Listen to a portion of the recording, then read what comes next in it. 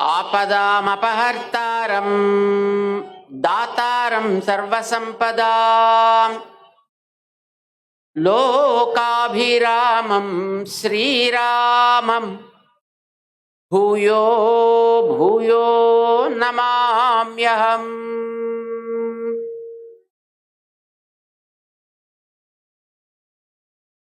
ప్రియ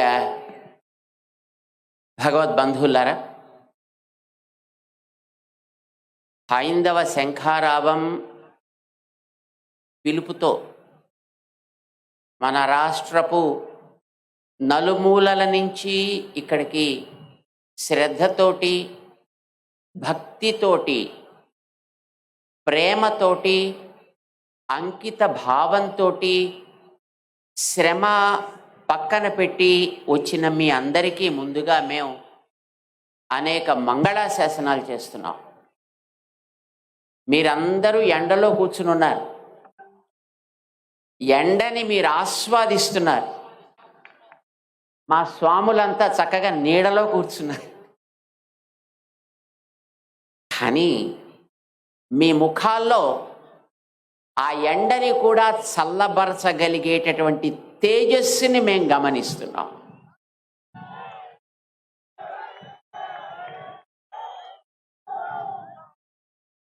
ఆలయాల మీద మీకుండే ప్రేమ, ఆలయాలని కాపాడుకోవాలనుకునే మీ దీక్ష,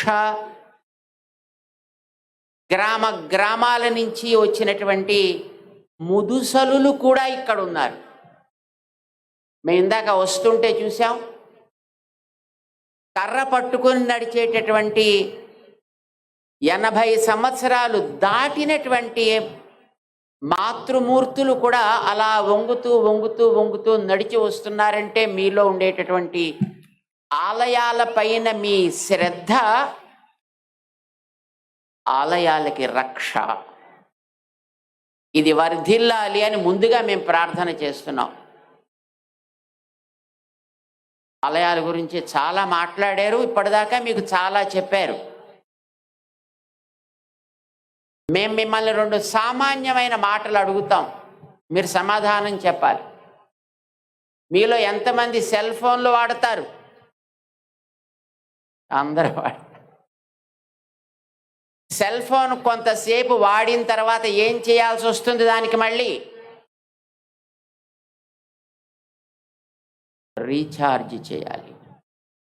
చెయ్యకపోతే సెల్ ఫోన్ పనిచేస్తుందా? సెల్ ఫోన్ లేకపోతే మన రోజు గడుస్తుందా? ఏది కట్టాలన్నా, ఏది పెట్టాలన్నా లేచినప్పటి నుంచి రాత్రి పడుకునేదాకా, పడుకున్నప్పటి నుంచి మళ్ళీ తెల్లారిగట్ట లేచేదాకా సెల్ ఫోన్ మీద ఆధారపడ్డ బతుకులు మనవి, అవునా కాదా? మరి ఆ సెల్ ఫోన్ రీఛార్జ్ చేసుకోవాలా వద్దా?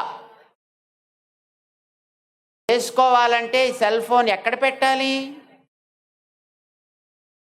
ఎక్కడో ఒక పాయింట్లో పెట్టాలి కదా. ఆ పాయింట్ పెర్ఫెక్ట్గా ఉండాలా వద్దా? వంకర టింకర కనెక్షన్స్ ఉంటే అది పనిచేస్తుందా? పనిచేయదు. మన శరీరమే ఒక సెల్ ఫోన్ అనుకోండి, మన జీవితమే ఒక సెల్ ఫోన్ జీవితం.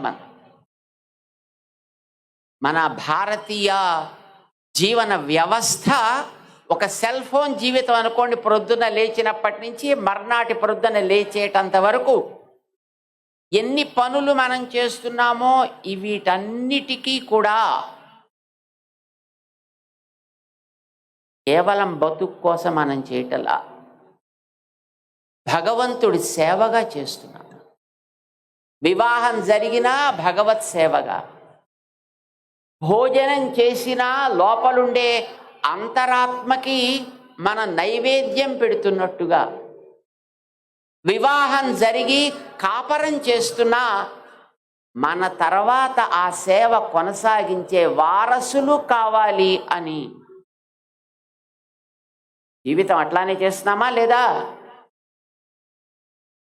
ఏ పని మనం చేసినా దైవ సేవగా చెయ్యాలి అని, అది ఒక యజ్ఞంగా భావించాలి అని మనకి మన పెద్దలు, మన గురువులు, మన తల్లిదండ్రులు నేర్పిస్తే ఈ జీవితం అనేటటువంటి సెల్ ఫోన్ని మనం అట్లా సాగిస్తున్నాం, అన్ని వ్యవహారాలు చేస్తున్నాం.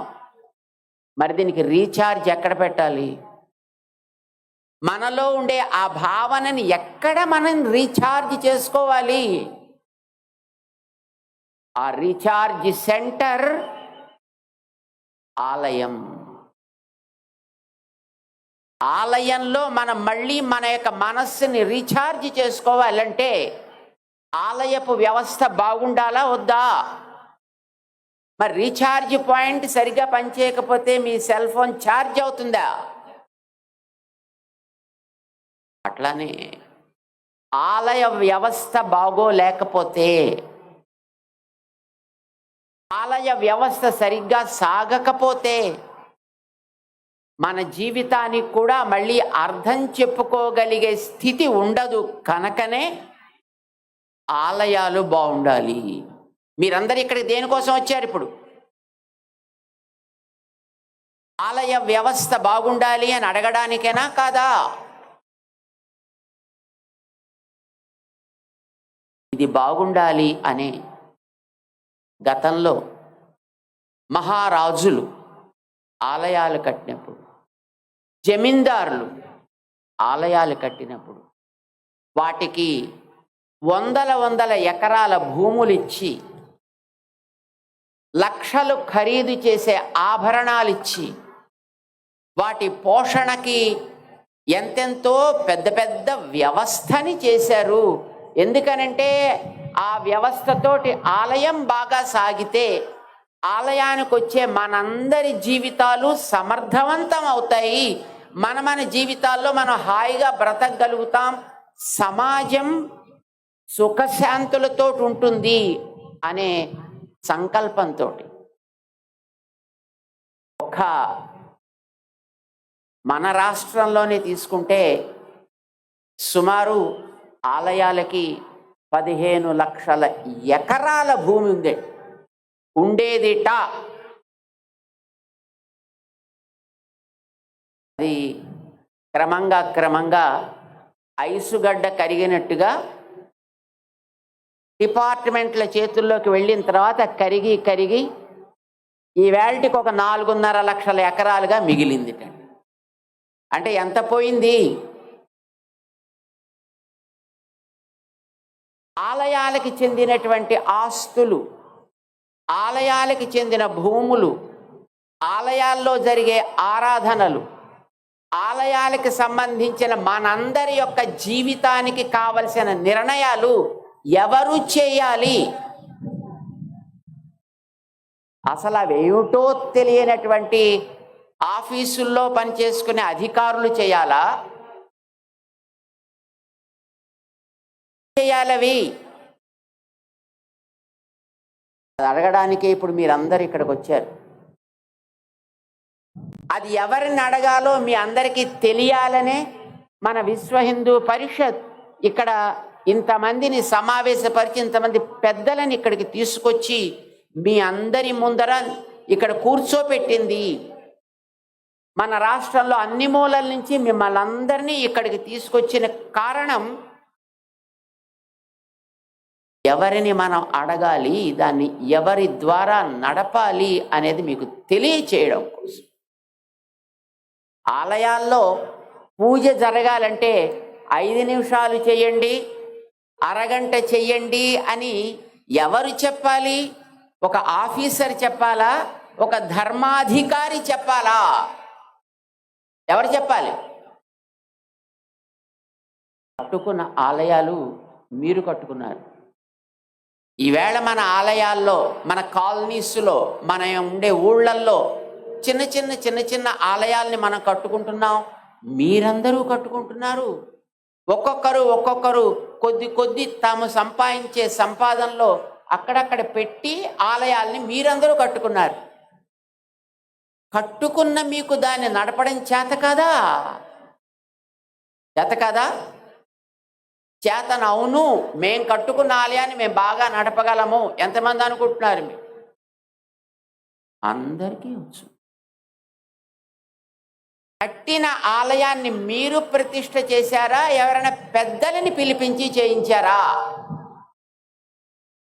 ఎవరో అయ్యగారు, ఎవరో ఒక స్వాములారు, ఎవరో ఒక సంప్రదాయపు పండితులు, వాళ్ళేనా ప్రతిష్ఠ చేసింది, లేకపోతే మనమే చేసేసామా? పెద్దవాళ్ళు వచ్చి కదా చేశారు. ఆలయంలో జరిగే ఏ సేవైనా, ఆలయానికి చెందిన ఆస్తులైనా, ఆలయానికి చెందిన ఆరాధనాది వ్యవస్థ అయినా, ఎవరు ఆయా ఆలయాలకి ప్రతిష్ఠాదులు జరిపి అక్కడ జరగవలసిన కార్యాలు ఇవి అని ఒక నిర్ణయం చేశారో, దానికి సంబంధించిన ఏ నియమ నిర్ణయాలైనా వాళ్ళ చెప్పు చేతల్లో ఉండాలే తప్ప ఆఫీసర్స్ చేతిలో ఉండకూడదు.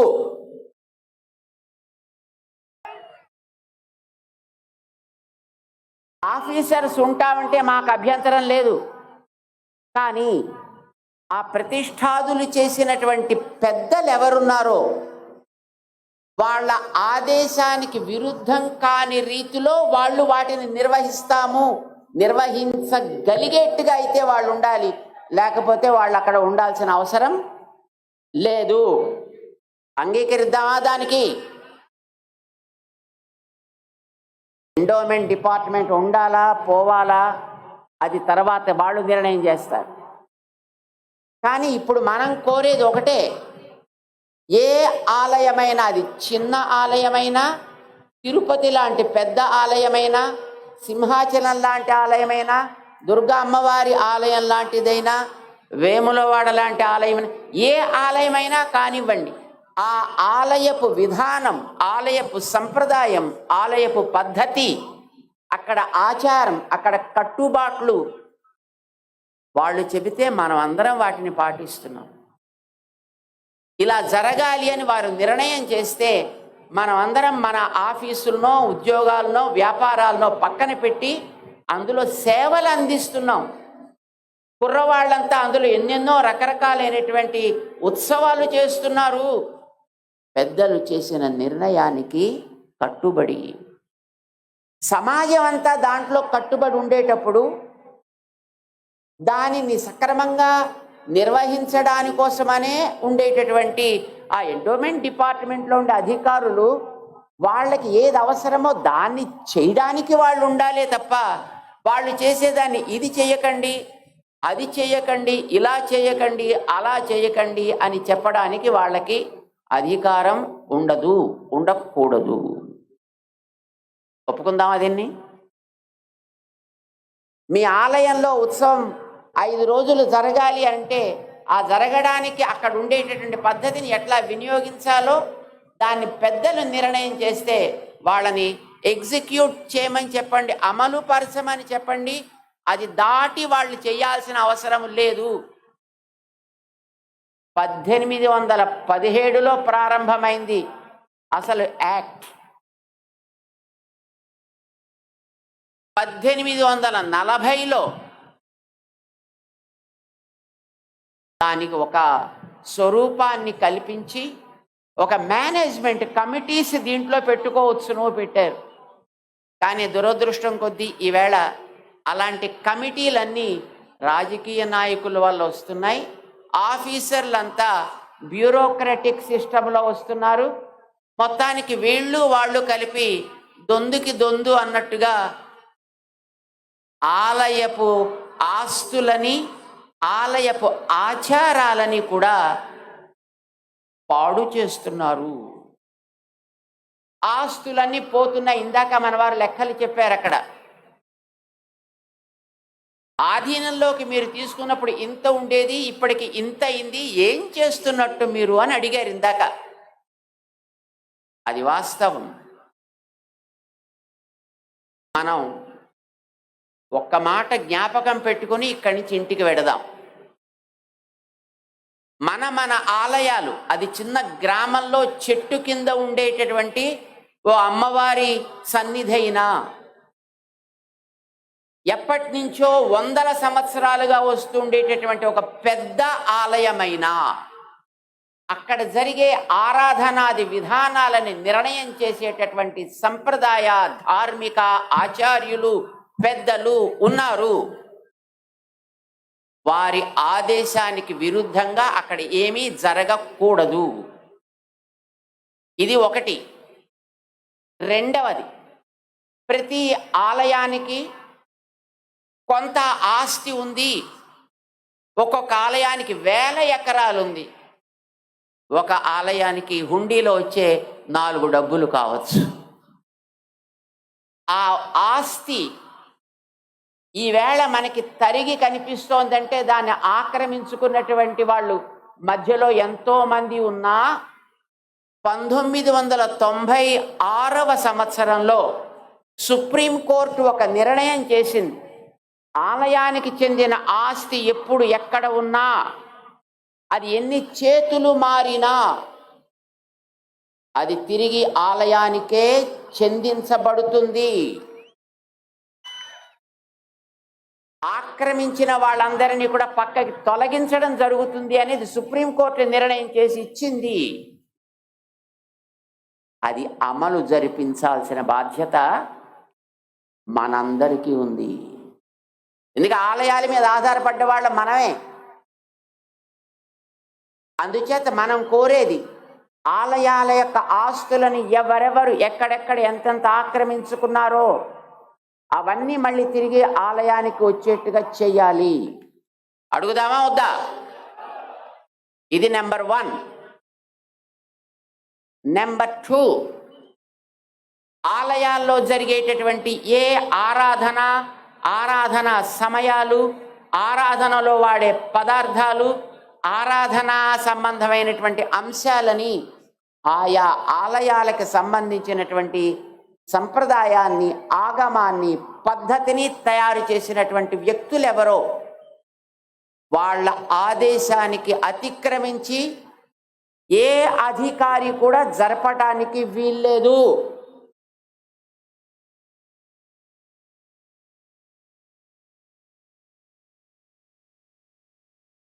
ఒక మాట చెప్తా, ఆలయాల్లో, తిరుపతి లాంటి ఆలయాల్లో అక్కడ ఉండేటటువంటి ఒక సభ్యుడో లేకపోతే చైర్మనో అధికారో పైసలు ఉన్న వాళ్ళ కోసం విఐపి దర్శనాలు పెట్టి పైసలు లేని వాళ్ళకి రోజుల తరబడి వెయిట్ చేసేట్టు చేస్తే ఆయన ఉండేటటువంటి కాలంలో 4.5 లక్షల మందికి విఐపి దర్శనాలు ఇచ్చేట. 4.5 లక్షల మందికి. అలాగా డబ్బున్న వాళ్ళకి విఐపి దర్శనాలు దేవుడి దగ్గర ఉంటాయా? మిగతా మతాల్లో అయ్యా నీకు డబ్బులు ఇచ్చి నీకు కూడా ఇంపార్టెన్స్ ఇస్తాను రా అని వాళ్ళు తీసుకుపోతుంటే నీ దగ్గర విఐపి దర్శనాలని పెట్టి వాళ్ళకే ఇచ్చి మిగతా వాళ్ళకి అవకాశం లేకుండా చేస్తే వీళ్ళంతా ఇతర మతాల్లోకి పోక ఏం చేస్తారు?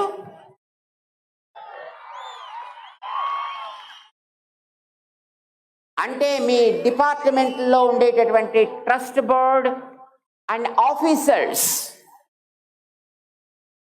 ప్రత్యక్షంగా ఈ హైందవ ధర్మంలో ఉండే వాళ్ళందరినీ మత మార్పిడికి ప్రోత్సహిస్తున్నారు. దీన్ని నిర్వహించడం ద్వారా ప్రేరేపిస్తున్నారు. మీరందరూ కూడా మీ దేవుళ్ళు పైసల వాళ్ళు, వాళ్ళ దేవుళ్ళు ఫ్రీ దేవుళ్ళు. ఫ్రీ దేవుళ్ళు కాదు, పైసలు ఇచ్చే దేవుళ్ళు అని. అందుకే అట్లాంటి ఆఫీసర్స్, అట్లాంటి ట్రస్టీస్ ఈ ఆలయాలకి పనికిరారు. మీరు ఉండదలుచుకుంటే ఆ ధర్మాచార్యులు, ఆలయ నిర్మాణాన్ని చేయించిన వాళ్ళు, ప్రతిష్ఠ చేయించిన వాళ్ళు, సంప్రదాయాల్ని పరిరక్షించేటటువంటి ఇలాంటి మహానుభావులు ఏ నిర్ణయం చేస్తారో, దానికి వచ్చే పైస ఎట్లా వాడాలో, ఏ సమయాల్లో చేయాలో, ఎంత చేయాలో వారు చేసినటువంటి నిర్ణయాలని అమలుపరచగలిగే మనస్సుంటే, అమలు పరచగలిగే శ్రద్ధ ఉంటే మీరు కంటిన్యూ చేయండి. అది లేదు అని అనుకుంటే వెంటనే అక్కడి నుంచి పక్కకి వాళ్ళని తొలగించవలే. అయితే అలాంటి పనులు చేయడానికి మేమంతా మీ ఆస్తుల్ని కాపాడుతున్నాం కదండి, కాపాడటం లేదు. ఎక్కడ 15 లక్షలు, ఎక్కడ 4.5 లక్షల ఎకరాలు అంటే 10 లక్షల ఎకరాల ల్యాండ్ అంతా పోయిందా నీ గొప్పతనం వల్ల, నీ నిర్వాకం వల్ల. అందుకోసమనే మొట్టమొదట ఆయా ఆలయాలకు సంబంధించి ఉండేటటువంటి ఆస్తులన్నిటినీ ఎవరెవరు ఆక్రమించుకున్నా సరే వాటన్నిటిని తిరిగి మళ్ళీ ఆయా ఆలయాలకి ఇమ్మని సుప్రీంకోర్టు ఇచ్చినటువంటి నిర్ణయాన్ని అమలు పరచాలి. అప్పుడు ఆలయాలు ఎవరి మీద చేయి చాచి దేహి అని అడగాల్సిన అవసరం లేదు. ఆలయాలకి టికెట్లు పెట్టాల్సిన అవసరం లేదు. ఆలయాలు మన జీవితాలకు కావలసిన పవర్ఫుల్ ప్లగ్-ఇన్ సెంటర్స్ అవుతాయి. అప్పుడు మన జీవితాలనే సెల్ ఫోన్స్ని బాగా పనిచేసేట్టుగా దాంట్లో ప్లగ్-ఇన్ చేసి 5 గంటలు పెట్టక్కర్లే, అర నిమిషం పెడితే రోజంతా వాడుకోగలిగేంత శక్తిని మనకి ఆ ఆలయాలు ఇవ్వగలుగుతాయి. బంధువులారా, మనం వీటిని జ్ఞాపకం పెట్టుకుందాం. మన ఊళ్ళకి వెళ్ళిన తర్వాత వీటిని మనం సాధించడానికి చేయాల్సినటువంటి పనులేమిటో ఆలోచించి దానికి తగ్గట్టుగా మన టీమ్స్ని తయారు చేసుకుందాం. మనతో పాటు ఒక సమూహాన్ని, దీన్ని అర్థం చేసుకోగలిగే సమూహాన్ని మనం తయారు చేద్దాం. ఇవి జరపండి అని మనం అడుగుదాం. ఈ హైందవ శంఖారావం ఆ ప్రేరణ మనకి ఇవ్వగలిగితే మనమందరం ఇక్కడికి ఇంత దూరం శ్రమపడి మన ఊళ్ళ నుంచి, ఎక్కడెక్కడో శ్రీకాకుళం అవతల నుంచి, అటు క్రిందెక్కడో చిత్తూరు చివరి నుంచి, అటు నెల్లూరు చివరి నుంచి ఇంత దూరం ఇన్ని బస్సుల్లో, ఇన్ని కార్లలో, ఇన్ని రైళ్లల్లో మీరు కష్టపడి వచ్చి ఇంతసేపు ఇట్లా ఎండ ఫేస్ చేస్తూ, ఎండని చూస్తూ మీరు కూర్చున్నారు. మీరు కూర్చున్నటువంటి ఆ శ్రమ, మీరు పడ్డటువంటి ఆ కష్టం మనం ఇక్కడి నుంచి వెళ్ళినప్పుడు తీసుకువెళ్ళే ఈ సందేశం ద్వారా సఫలం కావాలి. ఆ రకంగా మన ఆలయాలని మళ్ళీ పవర్ఫుల్ సెంటర్స్గా మనం తయారు చేసుకోగలగాలి. అది చిన్న ఆలయం కావచ్చు, పెద్ద ఆలయం కావచ్చు. వాటి కోసం మనం కృషి చేద్దామా? అందరం సిద్ధమేనా? అందరూ రెడీ? మీ అందరికీ కూడా ఆ సంకల్పం దృఢమవ్వాలి, స్థిరమవ్వాలి. మన పెద్దలందరూ మనకి ఎప్పుడు రక్షగా ఉండాలి అని ఆశిస్తూ, జై శ్రీమన్నారాయణ. బోల్ సీతారామచంద్ర మహారాజ్ की, పవన సుత హనుమాన్ की, సమస్త భక్త బృంద की జై శ్రీరామ్.